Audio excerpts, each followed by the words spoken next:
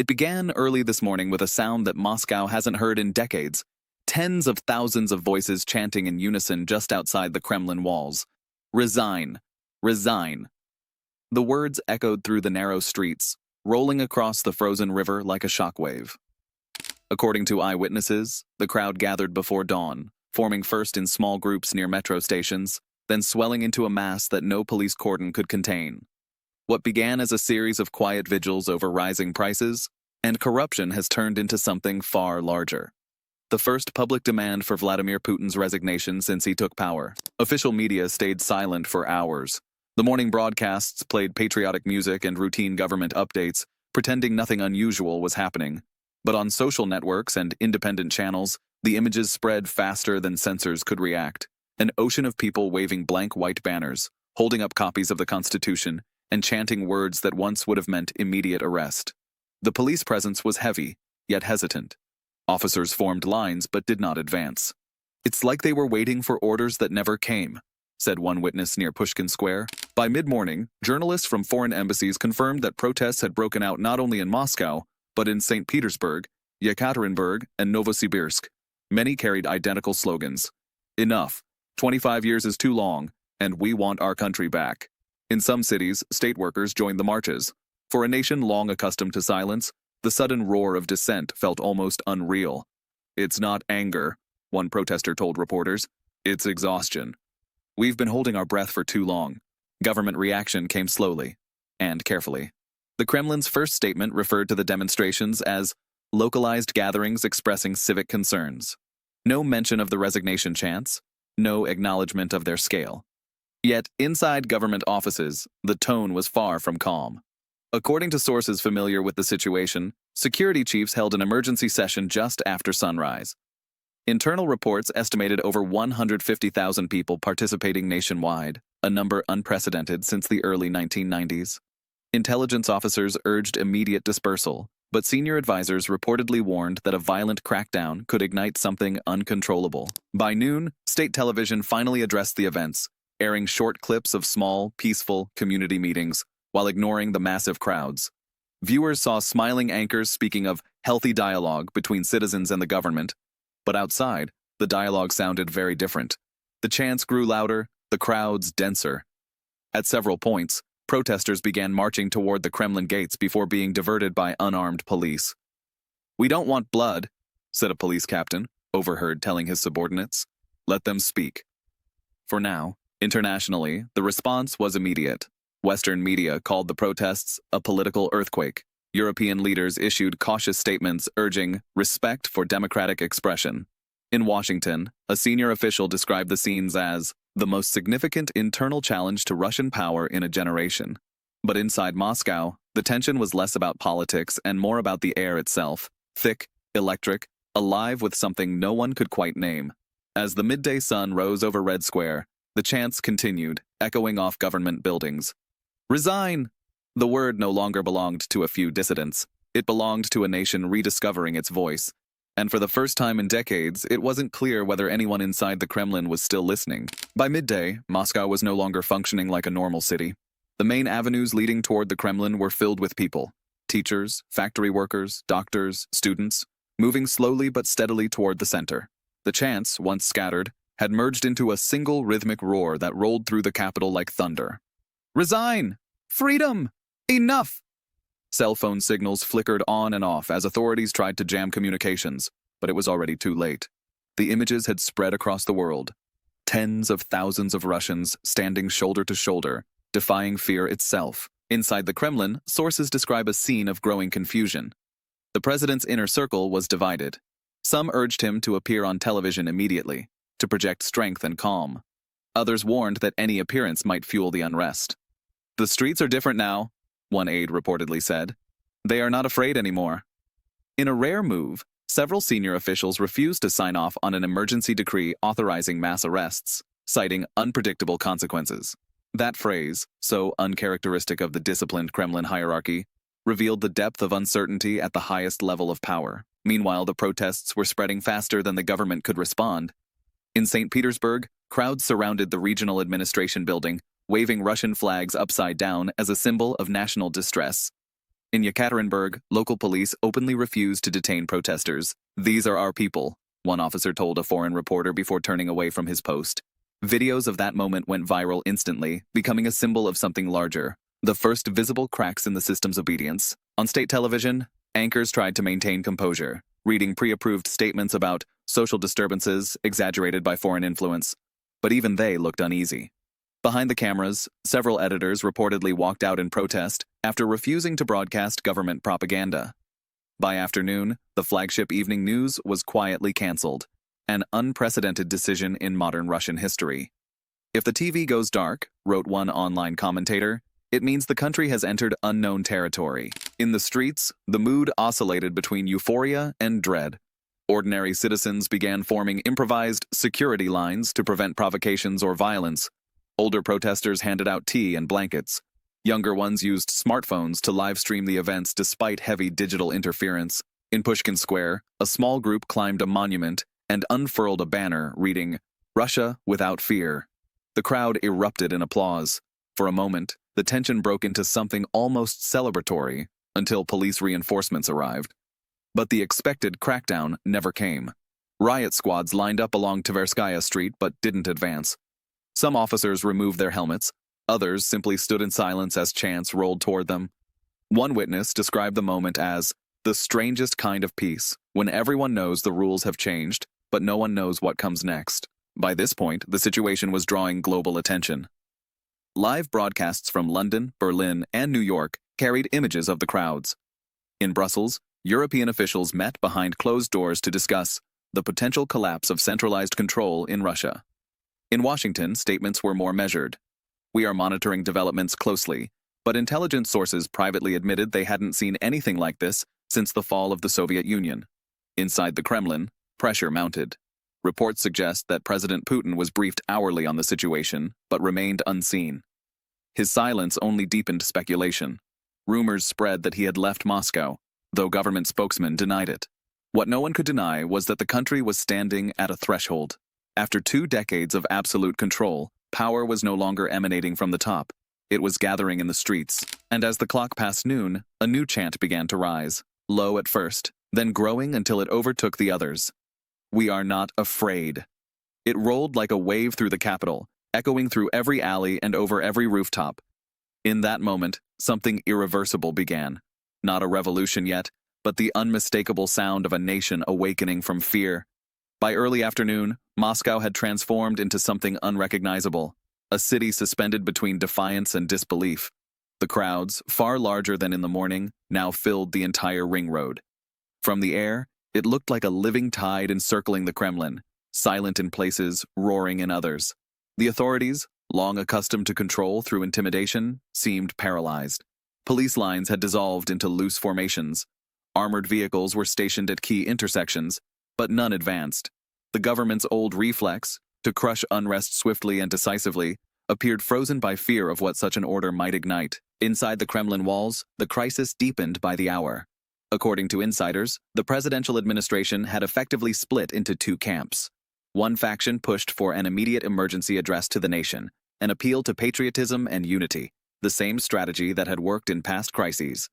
The other urged silence, arguing that appearing desperate would confirm weakness. "Every word he says now will define how this ends," one advisor reportedly told colleagues. "If he speaks like a ruler, they'll turn on him. If he speaks like a man, they might forgive him." But the president said nothing. His absence had become the loudest sound in Russia. Meanwhile, the protests were spreading outward, crossing regional lines. In the industrial cities of the Urals and the coal towns of Siberia, workers walked off their shifts, joining demonstrations in front of local government buildings. Teachers, nurses, and civil servants began releasing open letters demanding new leadership, new elections, new hope. For the first time, officials in some provinces refused to suppress them. "We serve the people, not the palace," said a regional administrator in Perm during a televised press conference before his feed was abruptly cut. Within minutes, clips of his statement flooded Telegram and foreign media outlets. By now, the internet blockade had largely collapsed. Hackers sympathetic to the movement flooded state servers, rerouting entire news channels to live streams of the protests. Even in the heavily censored state broadcaster's app, users were shocked to find videos of chanting crowds replacing regular programming. Attempts to shut down the network only created more chaos. Control is slipping everywhere, one cyber defense officer admitted anonymously. No one can tell what's real anymore. In the streets, the tone had changed. It was no longer just a protest. It was something raw, almost historical.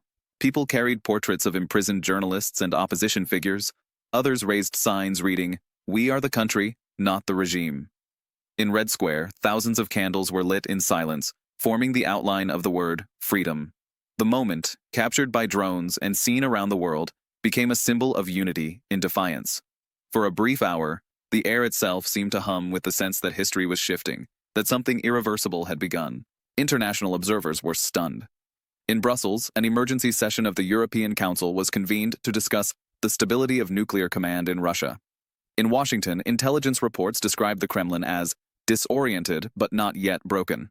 China, unusually silent, issued a one-line statement urging restraint and constitutional order. Financial markets trembled. The ruble hit record lows as traders braced for an uncertain future. Diplomats in Moscow began quietly advising their citizens to leave. But the most striking development came not from the West, but from within Russia's own elite. Late in the afternoon, a coalition of former ministers, business magnates, and retired military officers released a joint statement calling for an immediate transition of power and the restoration of public trust. Though carefully worded, its meaning was unmistakable. Parts of the establishment were distancing themselves from the president. "This is how it always begins," remarked one veteran Russian journalist, "when fear changes sides." As the day wore on, tension reached a breaking point. Protesters outside the Kremlin gates refused to disperse. Even as dusk approached, police units stood motionless, helmets in hand, watching their own citizens chant for the end of the system they had sworn to protect. One officer was overheard saying softly, "I have family out there." By late afternoon, the question no longer was whether the people would keep marching, but whether the state would keep pretending it could stop them. Russia stood in silence, waiting for a voice from the palace that still hadn't spoken. And in that silence, one truth became clear. Power, for the first time in a generation, had left the Kremlin and moved to the streets. Subscribe to stay with this story, because what happens next will not be decided by decrees, but by how long the silence inside the Kremlin can last. By mid-afternoon, the choreography of power in Moscow had slipped out of rhythm. The city still moved, but on a different beat. Streets pulsing with people, ministries whispering behind closed doors, television studios staring into their dark monitors as if the signal might return with instructions.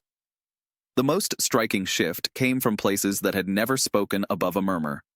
Municipal deputies in several districts issued brief statements acknowledging the legitimacy of peaceful civic demands, a phrase that in ordinary times would have cost them their careers.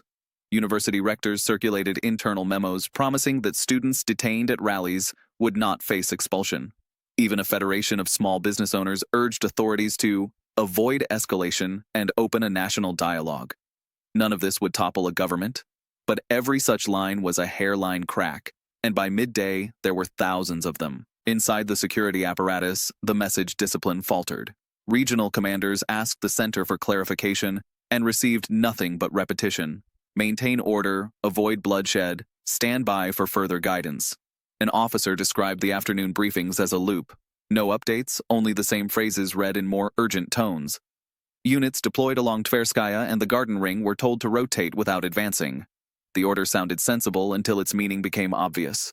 No one wanted to be the first to give an irreversible command. In one precinct, a senior colonel removed his earpiece, stepped onto the sidewalk, and thanked protesters for remaining peaceful. His words lasted 30 seconds before the feed cut. The clip still ricocheted across the country in minutes, because every blackout now functioned as confirmation. The informational front, long considered the Kremlin's surest battlefield, grew treacherous. State newsrooms tried to reassert a narrative of calm by airing footage of empty squares from the early morning, but the city outside their windows refused to match the script. A midday bulletin proclaimed that traffic was fully restored, as helicopters thudded low and slow over avenues that had become pedestrian rivers. The more the anchors insisted on normalcy, the more abnormality entered the frame. Off-screen coughs, a teleprompter that froze, a presenter who paused long enough to glance left in visible confusion.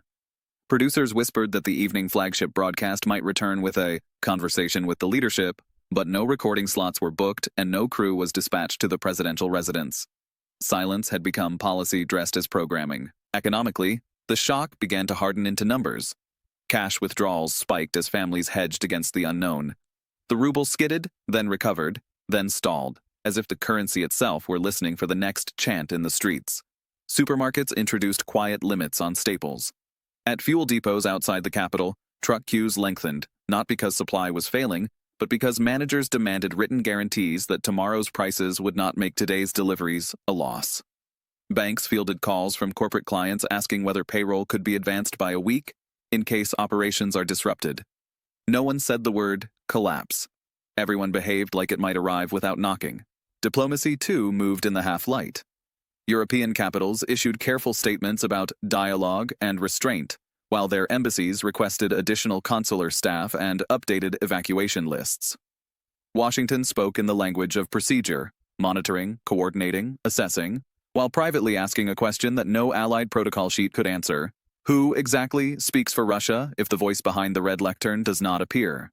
Beijing avoided adjectives entirely, a silence that drew just as much attention as any condemnation. Within the Organization for Security and Cooperation in Europe, a working group assembled to discuss domestic stabilization, an odd phrase that sounded like a foreign ministry trying to invent new grammar on the fly. The religious and cultural spheres edged into view.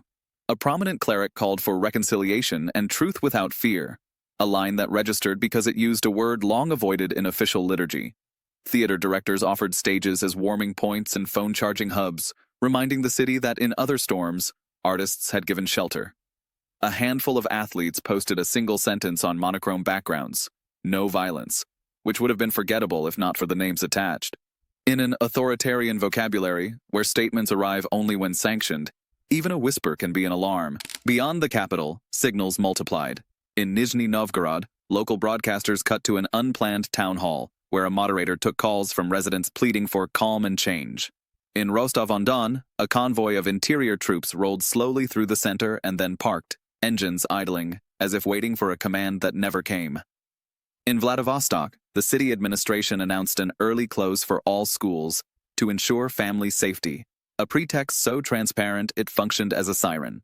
The geometry of power, center dictating periphery, was skewing into something messier, a map of hesitations and improvisations. By mid-afternoon, legalists inside the system attempted a counter-move. Draft statements circulated proposing a national consultation council that would bring together loyalist parties, selected civic figures, and vetted business leaders for a televised dialogue about renewal within constitutional order. The plan had two aims: buy time and reframe the narrative as reform rather than rupture. But even the bureaucrats tasked with distributing the drafts asked an awkward question. Who will chair the council on live television? And will the country accept that face? The paper solution required a human anchor. None volunteered. On the avenues, protest organizers, amorphous, shifting, more a temperament than a structure, began urging people to sit down rather than surge forward. The city obeyed. For 15 minutes at a time, entire boulevards turned into static seas of people seated on the asphalt, hands raised, chanting in softer voices. We will not provoke, we will not break. The tactic disarmed the logic of riot policing and generated images that no press office could convincingly denounce. Parents pushed prams between rows of sitting neighbors. Doctors in white coats moved calmly with first aid kits. A violinist, standing on a traffic median, played a few bars that dissolved into the noise of the crowd and somehow made the noise sound like music. Security elites read those images with different eyes. A meeting at a secure compound on the Moscow River debated options that ranged from curfew to a limited security operation to a pledge of constitutional amendments within 60 days. Each path carried risk. Curfew would test orders that might not be obeyed. A limited operation could spill into something unlimited. A pledge of amendments would be read as weakness unless it was paired, immediately, with a name for succession, and there was no consensus on a name. One attendee summarized the bind with a sentence that would never be printed, but would be repeated in hushed tones all afternoon. We can still deploy force, but we cannot guarantee the morning after. Markets heard the same sentence without hearing it. Corporate boards convened ad hoc calls, assigning contingencies to contingencies. The airport highway clogged with black sedans and ordinary hatchbacks alike, as some families tried to reach flights that might not exist by evening. Yet the city did not slide into chaos. It paused at the edge and looked back. Volunteers formed corridors for ambulances. Protest marshals redirected foot traffic away from bottlenecks. When a fire alarm sounded in a government annex near Arbatskaya, loudspeakers asked people to clear an approach lane. They did. Throughout the day, rumors coiled around a single question: would the president speak? Microphones were checked in studios. A red backdrop was hung, then removed, then hung again. Staffers rehearsed camera moves they might never execute. A draft address circulated, then a second, then a version with whole paragraphs blacked out.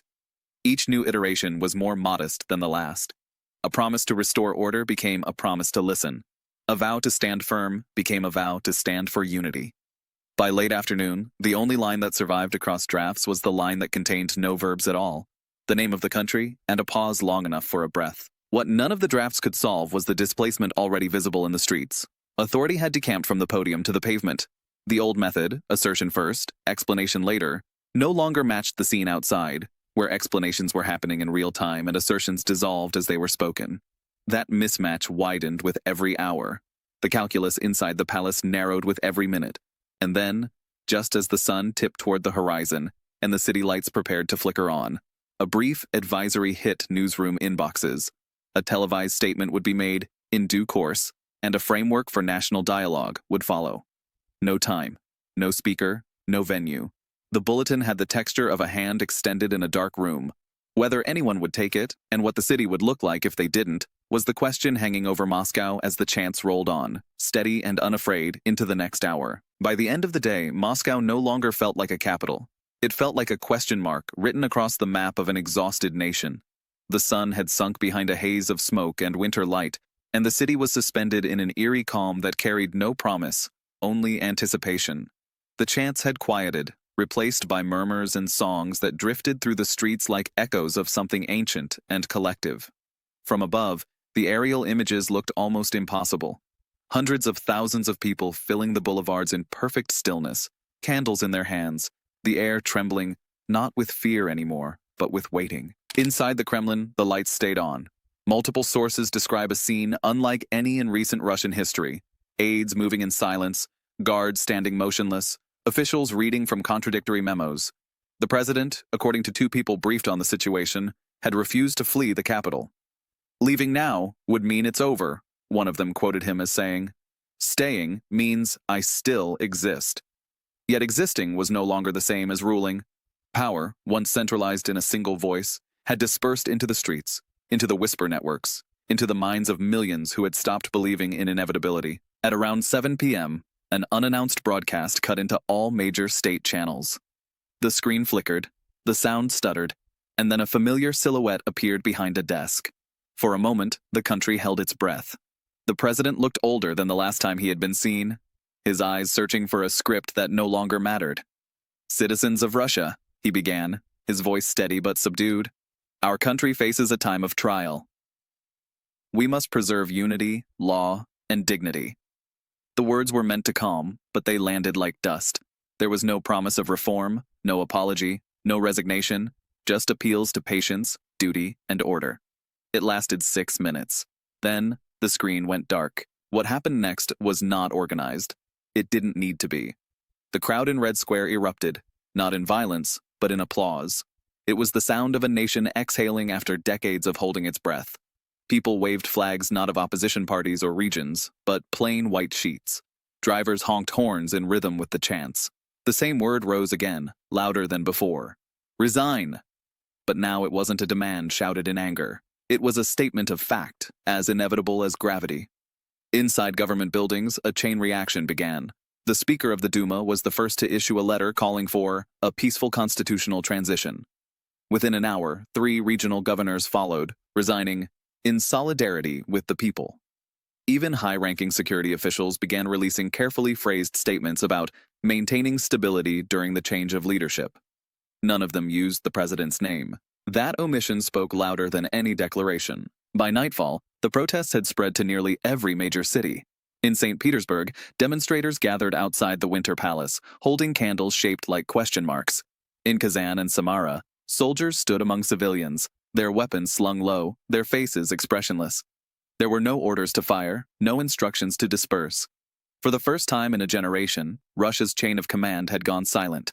In that silence, something unfamiliar emerged, a fragile kind of citizenship. Abroad, Reactions ranged from astonishment to calculation. Western governments issued restrained statements about historic developments, careful not to appear triumphant. In Brussels, diplomats debated how to safeguard nuclear facilities, in coordination with responsible Russian authorities.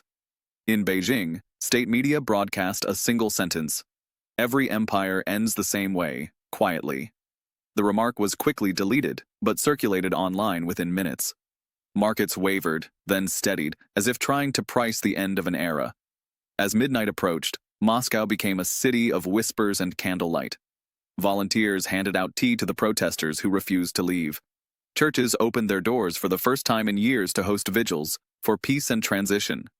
In the distance, sirens wailed, not in warning, but as the sound of a city breathing again. Someone projected a message on a government building: "We are free to speak. Now we must learn what to say." The crowd fell silent. Behind the Kremlin walls, decisions were being made in whispers. Several senior officials met privately to draft a communiqué announcing temporary collective leadership until new elections could be organized.